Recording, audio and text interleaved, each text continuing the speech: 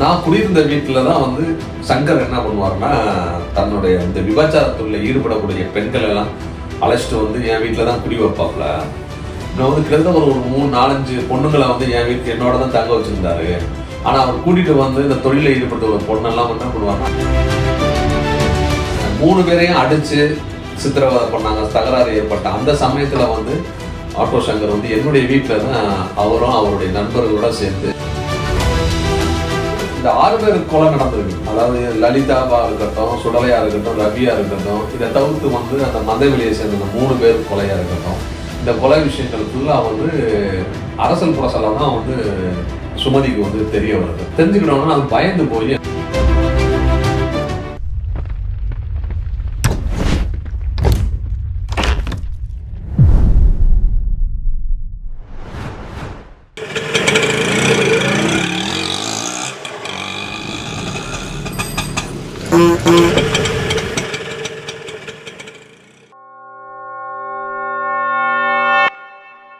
வணக்கம் அன்பு நெஞ்சங்களே. வணக்கம் தமிழ் உறவுகளே. அடுத்தபடியாக நம்ம பார்க்க போகிறது ஆட்டோ சங்கரோட மனைவி ஜெகதீஸ்வரியோட வாக்குமூலத்தையும், அதுக்கப்புறமா அவர் விருப்பப்பட்டு கல்யாணம் பண்ணிக்கிட்ட சுமதியோட வாக்குமூலத்தையும் பார்க்க போகிறோம். நேரடியாக அவங்க வாக்குமூலத்தில் என்ன சொல்லியிருக்காங்க அப்படிங்கிறத வந்து பார்க்கலாம். சொல்லுங்க பார்க்கலாம், ஜெகதீஸ்வரி வந்து அவங்களோட வாக்குமூலத்தில் என்ன சொல்லியிருக்காங்க? ஆமாம், ஜெகதீஸ்வரி வந்து யாருன்னா நம்ம ஆட்டோ சங்கருடைய மனைவி, அதாவது ஒரு அதிகாரப்பூர்வமான மனைவி, தாலி கட்டின மனைவி. இந்த ஜெகதீஸ்வரி அம்மா என்ன பண்ணியிருக்காங்கன்னா திருவள்ளூர் நீதிமன்றத்தில் தான் ஒப்புதல் வாக்குமூலம் கொடுத்துருக்காங்க.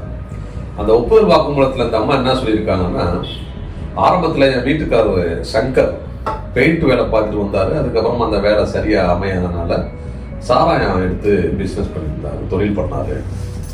அப்போ வந்து சாராயம் போலீஸ் வந்து கெடுபிடியானதுனால அந்த பிஸ்னஸ், அதாவது சாராய தொழிலாம் அவருக்கு கை கொடுக்குறாரு. அதுக்கப்புறமா என்கிட்ட இருந்த நகை பணத்தெல்லாம் விற்று அக்கம் பக்கத்தில் இருந்த ஒரு அம்மா கிட்ட கடன் வாங்கி சொந்தமாக வந்து ஒரு ஆட்டோ வாங்கி அவருக்கு கொடுத்து அந்த ஆட்டோ தான் ஓட்டிகிட்டு வந்தேன். இப்படி ஆட்டோ ஓட்டிகிட்டு வந்த சமயத்தில் வந்து விபச்சார தொழில் நடத்துகிறவங்க கூட அவருக்கு வந்து பழக்கம் ஏற்பட்டுச்சு.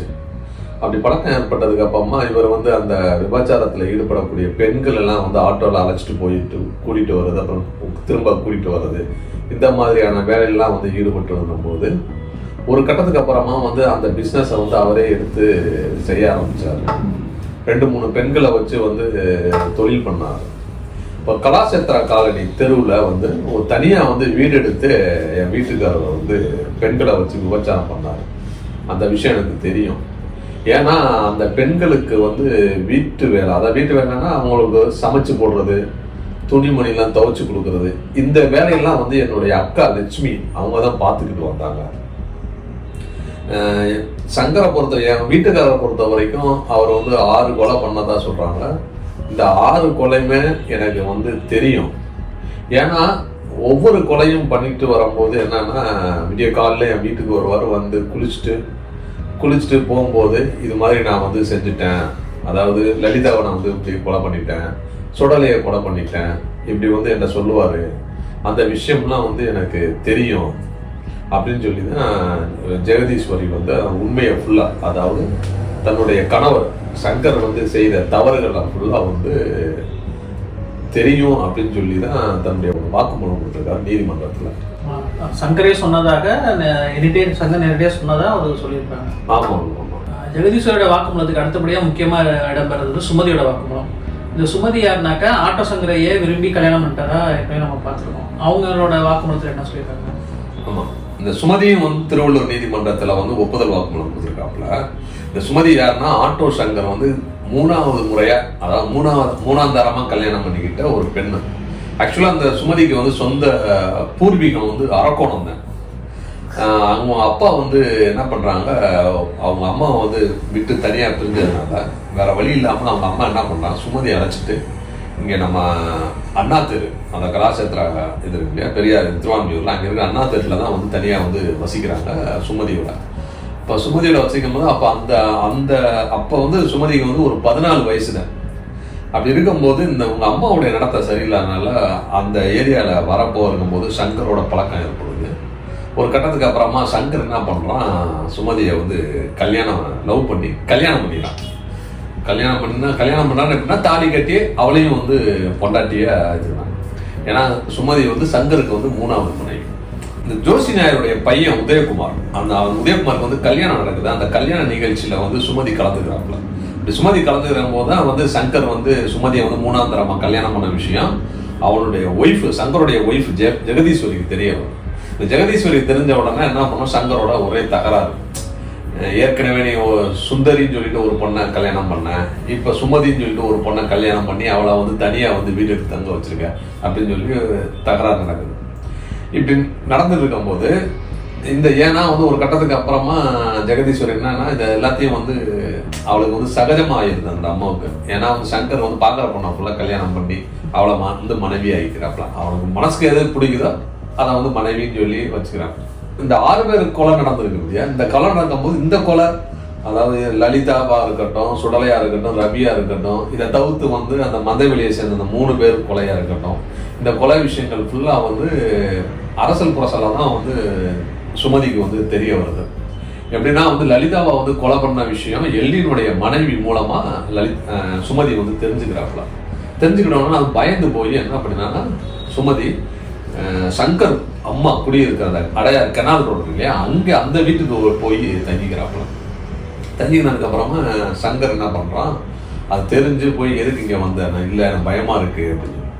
சங்கருடைய நடவடிக்கைலாம் பார்த்து பயந்த உடனே சுமதி ஒரு கட்டத்துக்கு அப்புறமா என்ன பண்றான்னா அங்கிருந்து வீட்டை காலி பண்ணிட்டு அவங்களுடைய அரக்கோணம், அவன் சொந்த ஊர், அவங்க அப்பா கிட்ட போய் தஞ்சம் பண்ணுறாங்க. இது கேள்விப்பட்ட உடனே சங்கர் என்ன பண்றாங்கன்னா ஆட்டோ எடுத்துட்டு நேராக, அதாவது சங்கர், மோகன், பாபு இந்த 3 பேர் நேராக அரக்கோணம் போய் மறுபடியும் சுமதியை அழைச்சிட்டு வந்துடுறாப்புல. அதெல்லாம் ஒன்றும் இல்லை அப்படின்னு சொல்லி, பிரச்சனை இல்லை அப்படின்னு மறுபடியும் சுமதியை அழைச்சிட்டு வந்து மறுபடியும் இங்கே என்ன பண்ணேன்னா அண்ணாத்துல தான் குடியிருக்கிறாங்க. நான் குடியிருந்த வீட்டில் தான் வந்து சங்கர் என்ன பண்ணுவாருன்னா தன்னுடைய இந்த விபச்சாரத்துல ஈடுபடக்கூடிய பெண்கள் எல்லாம் அழைச்சிட்டு வந்து என் வீட்டில் தான் குடி வைப்பாப்புல. நான் வந்து கிட்டத்தட்ட ஒரு 3-4-5 பொண்ணுங்களை வந்து என்னோட தான் தங்க வச்சிருந்தாரு.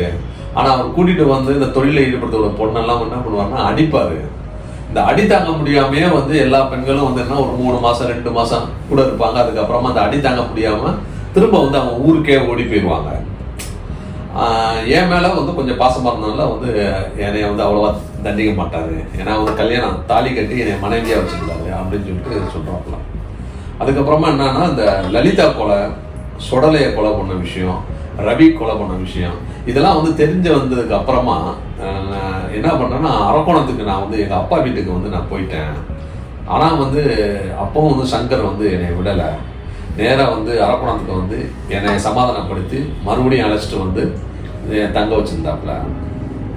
இந்த 3 பேர் கொலை விஷயம் இருக்கு இல்லையா, அதாவது சம்பத், மோகன், ஆட்டோ டிரைவர் கோவிந்தராஜ், இந்த 3 பேரையும் 3 பேரையும் அடிச்சு சித்திரவதை பண்ணாங்க. தகராறு ஏற்பட்ட அந்த சமயத்துல வந்து ஆட்டோ சங்கர் வந்து என்னுடைய வீட்டுல தான் அவரும் அவருடைய நண்பர்களோட சேர்ந்து சீட்டு விளையாண்டுக்கிட்டு இருந்தாங்க. அப்பதான் வந்து இந்த இன்சிடென்ட் நடந்துச்சு. அதுக்கப்புறமா என்னன்னா இந்த 3 பேரும் என்ன நடந்து, அவங்க கொலை பண்ணாங்களா இல்லையா எனக்கு தெரியல, இப்படி ஒரு பிரச்சனை நடந்து போச்சு அப்படின்னு சொல்லிட்டு நீ வந்து உங்க அப்பா வீட்டுக்கு போ, நான் வந்து கொஞ்ச நாளா வந்து உன்னை திரும்ப வந்து அழைச்சிக்கிறேன் அப்படின்னு சொல்லிட்டு சங்கர் வந்து என்னை அரக்கோணத்துக்கு அனுப்பி வச்சாரு. அதுக்கப்புறமா ஒரு கொஞ்ச நாள் கழிச்சதுக்கு அப்புறமா தான் தெரிஞ்சு இந்த 3 பேரும், அதாவது இவங்க தகராறு ஏற்பட்ட அந்த 3 பேரும் ஆட்டோ சங்கர் மற்றும் அவங்க ஆட்கள் எல்லாம் வந்து அடிச்சு கொலை பண்ணியிருக்காங்க என்ற விவரம் வந்து பத்திரிகை தளம் மூலமா, பத்திரிகை செய்தி மூலமா எனக்கு தெரிய வந்துச்சு. அதுக்கப்புறமா தான் நீங்க வந்து விசாரிச்சீங்க, நான் வந்து நடந்த சம்பவத்தை வந்து போலீஸ்ல சொன்னேன் அப்படின்னு சொல்லிட்டு சுமதி தன்னுடைய வாக்குமூலத்தில் நீதிமன்றத்தில் வந்து தெரிவிச்சுக்கிறார் போலீஸ். ஜெகதீஸ்வரி மற்றும் சுமதியோட வாக்குமூலத்தை வந்து தற்போது நிறைவு செஞ்சிருக்கோம். இது மூலம் வாக்குமூலத்தோட அனைத்து பகுதிகளும் முடிஞ்சிருக்கு. ஆட்டோ சங்கர், ஆட்டோ மோகன், எல்டின், ஜெகதீஸ்வரி, சுமதி என்ற எல்லாரோட வாக்குமூலம் முடிஞ்சிருக்கு. இது எல்லாரோட வாக்குமூலம் அப்படின்னு பார்க்கும்போது காவல்துறையில் அவங்க கொடுத்த வாக்குமூலமும் அதே போல நீதிமன்றத்தில் பதிவு செய்த வாக்குமூலமும் நம்ம வந்து முழுமையாக விலாவாரியாக பார்த்துருக்கோம். அதுவும் அவங்களோட வெர்ஷன்லேயே பார்த்துருக்கோம். இதுக்கு அடுத்த கட்டமாக இந்த ஆட்டோ சங்கரோட வழக்கோட பயணம் எப்படி போகுதுங்கிறத வந்து ஒரு பெரிய சஸ்பென்ஸோட இருக்கு. வரப்போகிற எபிசோடுகளில் பார்க்கலாம். நீங்களும் எங்களோட இணைந்து பயணிக்க தயாராக இருங்க அன்பு நெஞ்சங்களே. நன்றி. நன்றி தமிழ் உறவுகளே. ஷேர் பண்ணுங்க, சப்ஸ்கிரைப் பண்ணுங்க, மறக்காம பெல் பட்டனை கிளிக் பண்ணுங்க.